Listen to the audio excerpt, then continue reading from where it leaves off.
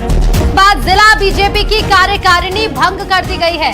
दतिया उपचुनाव में हार के बाद ये बहुत बड़ा एक्शन है। जिला बीजेपी की कार्यकारिणी भंग कर दी गई है और भीतरघात की खबरें सामने आ रही थी। आशुतोष तिवारी ने जिस दिन जो है काउंटिंग हो रही थी उसी दिन एक रिएक्शन जब दिया तो उन्होंने कहा कि हम भीतर घातियों को लेकर जरूर इस पर जो है मंथन करेंगे और जो नेतृत्व है वो इसको देखेगा कि आखिर कौन है वो लोग। हालांकि जब एक मीटिंग हुई तो उसमें कुछ सबूत रखे गए हैं आशुतोष तिवारी की तरफ से, जिसके बाद दतिया में बीजेपी का ये बहुत बड़ा एक्शन देखने को मिला है।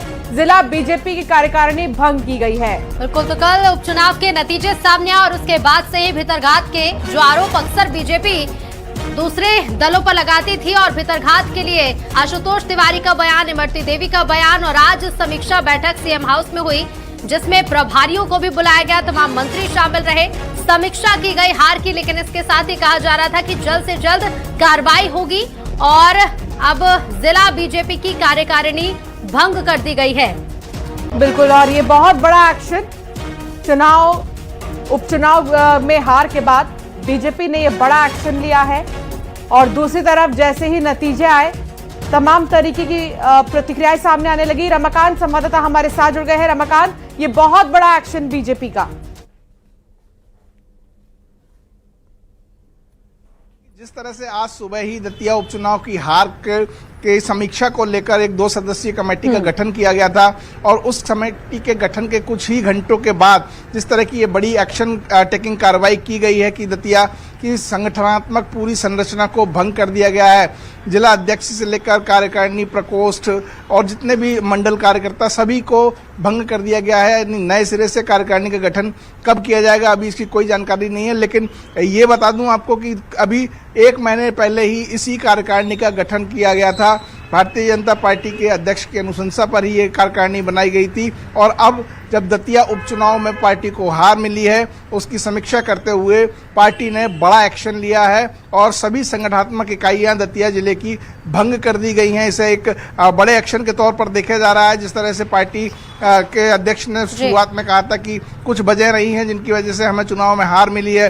भीतरघात की भी आशंका जताई जा रही थी। जो प्रत्याशी थे बीजेपी के आशुतोष तिवारी, उन्होंने साफ तौर पर कहा था कि मैं नाम किसी का नहीं लूंगा, लेकिन कुछ कार्यकर्ताओं का हमें साथ नहीं मिला है, कुछ बड़े नेताओं का हमें साथ नहीं मिला है, इस वजह से हम चुनाव हारे हैं। और अब उस हार की समीक्षा हो रही है जिसके चलते बीजेपी ने एक बड़ा एक्शन लिया है। 2 सदस्यीय कमेटी के गठन के बाद ये पहली कार्रवाई है जिसमें दतिया जिले की सभी संगठनात्मक इकाइयां भंग कर दी गई हैं। जिला अध्यक्ष से लेकर मंडल और प्रकोष्ठ तक के अध्यक्षों के पद खत्म कर दिए गए हैं। अब नए सिरे से क्या दोबारा से पूरे संगठन को वहां पर नया रूप दिया जाएगा, कब तक ये नियुक्तियां होंगी अब फिलहाल साफ नहीं है, लेकिन इस एक्शन को एक बड़े एक्शन के तौर पर देखा जा रहा है। जी बिल्कुल रमाकांत, क्योंकि आज समीक्षा बैठक की गई और जैसा कि आप बता भी रहे हैं कि समिति बनाई गई और उसके बाद बयान भी इसी तरह के सामने आ रहे थे कि जल्द से जल्द कार्रवाई की जाएगी और आखिरकार अब जो कार्यकारिणी थी वो तो भंग कर दी गई है। लेकिन प्रेम व्यास जी हमारे साथ जुड़ गए हैं बीजेपी से। प्रेम जी, ये बहुत बड़ा एक्शन उपचुनाव के नतीजों के बाद जहां बीजेपी की हार हुई तो कार्यकारिणी भंग कर दी गई, कैसे देख रहे हैं आप? हार और जीत तो भारतीय जनता पार्टी दोनों को संकट लेती, लेकिन किसी भी उपचुनाव या संगठनात्मक प्रक्रिया के बाद में कार्यकारिणी की समीक्षा होती है। अगर कोई परिणाम विपक्ष या पक्ष का आता तो निश्चित रूप से प्रदेश नेतृत्व और संगठन उस पर कार्रवाई करता है। हमने पूर्व में भी कहा था कि अगर कहीं भी अनुशासनहीनता हुई है तो निश्चित रूप से उसको चिन्हित करने की आवश्यकता है, नए कार्यकारिणी पुनर्गठन की आवश्यकता है और निश्चित रूप से क्षेत्र की जनता को ध्यान में रखते हुए नई कार्यकारिणी का गठन होगा। पुरानी कार्यकारिणी में जिन भी लोगों से जो अपेक्षा थी, अगर उस अपेक्षा के अनुसार वे कार्य नहीं कर पाए, नए दायित्वों का निर्माण वहां पर किया जाएगा और क्षेत्र की जनता से सीधे संवाद रहेगा। कांग्रेस आरोप लगा रही है कि बीजेपी ने हमेशा कांग्रेस को कहा है कि भीतरघात है, गुटबाजी है, लेकिन ये चीज तो खुद बीजेपी में नजर आ गई है। इसका जिक्र आशुतोष तिवारी भी कर रहे थे। नहीं, हमने तो कहा है कि हर बार बीजेपी में चुनाव के बाद में आत्ममंथन की आवश्यकता होती है, आत्मचिंतन की आवश्यकता होती है। इसीलिए Bharatiya Janata party cadre based party और विश्व की सबसे बड़ा दल है। अगर कहीं पर भी किसी भी वांछित पहलू या आवश्यक निर्णय लेने की आवश्यकता होती है तो भारतीय जनता पार्टी लेती है। दूसरी तरफ कांग्रेस में तो राजन भारती जी का भरपूर उपयोग किया गया। उसके बाद उनको बिना कारण बताए जो है निष्कासित कर दिया गया। अवधेश नायक जी स्वयं पूरे चुनाव में नदारद थे, लेकिन जो है लाभ और हानि को देखकर वहां कार्य किया जाता है। यहाँ पर व्यक्ति आधारित नहीं, विचार आधारित पार्टी है और विचारों के तहत ही कार्य होता है। ठीक है, कांग्रेस पर भी आप आरोप लगा रहे हैं। कांग्रेस से हमारे साथ भूपेंद्र गुप्ता जी जुड़ गए हैं। भूपेंद्र जी, कार्यकारिणी भंग कर दी है बीजेपी ने, कैसे देखते हैं आप बीजेपी की इस कार्रवाई को? देखिए, बीजेपी की जो है पूरी तरह से पूरे देश में हताशा में भरी हुई है। और अभी जो भारतीय जनता पार्टी के हमारे मित्र कह रहे थे कि विचारधारा आधारित पार्टी है और उसी के कारण हम लोग इस तरह के फैसले करते हैं, तो बांकीपुर की भी भंग कर दो यूनिट, अगर जो है आप में साहस हो तो। वहां भी तो आपके जो है जो राष्ट्रीय अध्यक्ष हैं उनके यहाँ हार गए हो ना आप, वहां भी संगठन बदल दो, तब तो समझ में आए कि आपको एक दृष्टि से आप कोई फैसले करते हो। अन्यथा जो है कल तक ये हंस रहे थे, जब हम कांग्रेस ने फैसला लिया था तो पूरी बीजेपी हंस रही थी कि जो है बताइए बिना उसके हटा दिया, बिना उसके हटा दिया।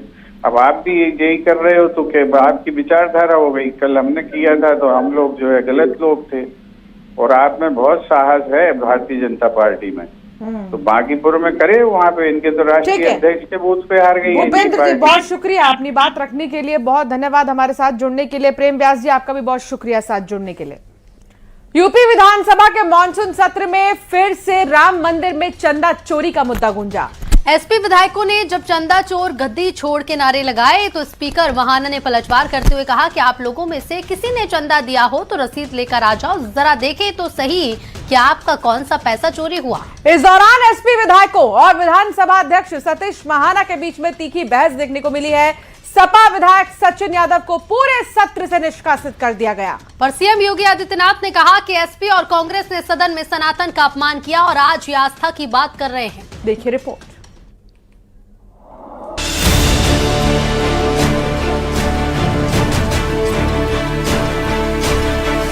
यूपी विधानसभा में मानसून सत्र के दूसरे दिन विपक्ष ने जोरदार हंगामा किया।